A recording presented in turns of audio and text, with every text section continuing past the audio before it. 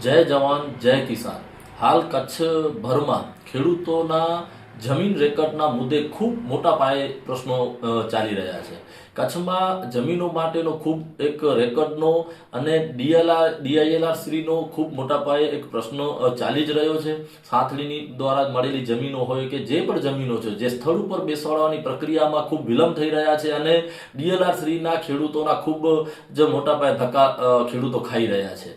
આ બાબતે વખતો વખત જમીન મહેસૂલ અધિકારી શ્રીની કચેરીએ જઈ અને રજૂઆતો કરેલી છે. ડીએલઆર શ્રીને આ મુદ્દે ઘણી વખતે ઘણા ઇન્ડિવિજ્યુઅલ ખેડૂતો સાથે જઈને પણ રજૂઆતો કરી છે. તે છતાં પણ ચોક્કસપણે જે પરિણામ ખેડૂતોને મળવું જોઈએ તે મળતું નથી. એના વિરુદ્ધમાં આપણે જોવા જઈએ તો આજે કચ્છમાં વિકાસના નામે જે પવનચક્કીના પ્રોજેક્ટ હોય કે સોલારના પ્રોજેક્ટ હોય, જે જમીનો એમને ફાળવવામાં આવી રહી છે, એમના માટે આ અધિકારીઓ હોય કે આ કચેરી જાણે ખૂબ જ સારું અને હકારાત્મક વલણ એમના પ્રત્યે દાખવી રહી છે.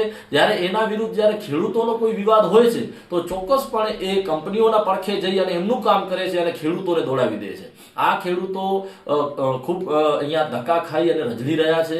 એમના પ્રશ્નો કોઈ પણ રીતે હલ થતા નથી. જમીનોના દરેક કાગળો અને રેકર્ડો એમની પાસે સાચા ઉપલબ્ધ હોવા છતાં પણ એમની જમીનો એ સ્થળ ઉપર બેસાડવામાં આ ડીએલઆર શ્રી દ્વારા ખૂબ મોટા પાયે પ્રશ્નો થઈ રહ્યા છે.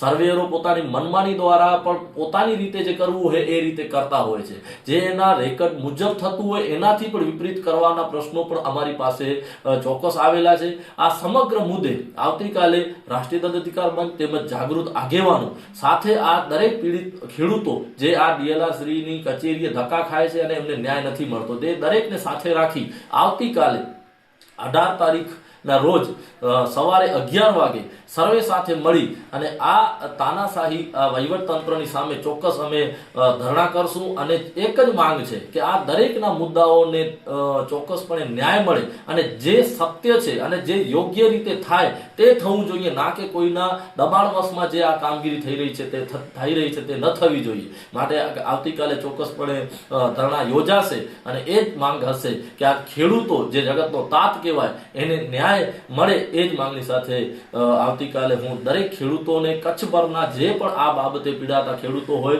જે આ પ્રશ્નો સાથે ચાલી રહ્યા હોય, દરેકને આહવાન કરું છું કે આ ધરણામાં જોડાઓ અને આ જે એમની તાનાશાહી અને મનમાની છે એમને આપણે કદાપી નહીં ચલાવીએ અને ખેડૂતો માટે જ ચોક્કસ સાચો ન્યાય મળે એ માંગણી સાથે ધરણા અવશ્ય ત્યાં થશે અને દરેક લોકો હાજર રહે એવી આશા અને અપેક્ષા.